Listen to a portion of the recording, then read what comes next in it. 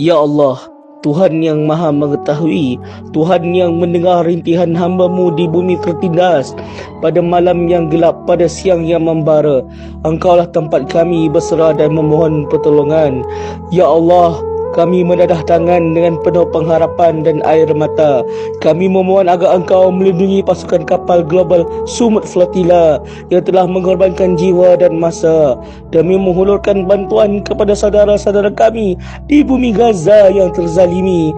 Ya Allah, Engkaulah yang menguasai samudra, Engkaulah yang mengawal arus lautan. Jika Engkau berkehendak, laut yang bergelora menjadi tenang. Jika Engkau berkehendak, gelombang yang menggila tunduk dengan izin-Mu. Maka dengan rahmat-Mu, tenangkanlah perjalanan kapal-kapal ini. Kuatkanlah badan, jiwa dan hati para sukarelawan di dalamnya, dan lindungilah mereka daripada segala ancaman musuh, pengkhianatan dan kezaliman. Ya Allah, permudahkanlah urusan mereka menempuh zon merah yang penuh bahaya. Jadikanlah setiap langkah mereka dalam perlindungan malaikat-Mu. Bukakanlah pintu-pintu kemenangan dan keselamatan agar mereka sampai ke bumi Gaza dengan selamat dan penuh kemuliaan.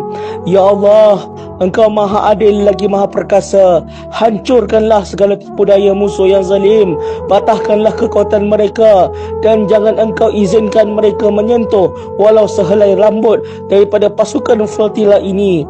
Ya Allah, kurniakanlah keberanian dan kekuatan kepada saudara-saudara kami di Gaza. Sembuhkanlah luka-luka mereka, hilangkanlah lapar dan dahaga mereka, dan gantikanlah tangisan anak-anak kecil mereka dengan senyuman kegembiraan apabila bantuan tiba. Ya Allah, Engkau yang menurunkan pertolongan kepada para pejuang Badar, Engkau yang memenangkan para mujahid di Uhud dan Khandaq, maka turunkanlah pertolongan-Mu kepada pasukan flotilla ini agar misi mereka menjadi saksi kebenaran bahawa umat Islam tidak pernah gentar menentang kezaliman. Ya Allah, kami tidak punya daya dan kekuatan melainkan dengan pertolongan-Mu. Maka lindungilah mereka dengan penjagaan-Mu. Satukan hati mereka dengan iman dan sampaikanlah mereka dengan penuh keselamatan ke bumi yang diberkati Gaza. Ya Allah, jadikanlah misi ini sebagai cahaya kebangkitan umat.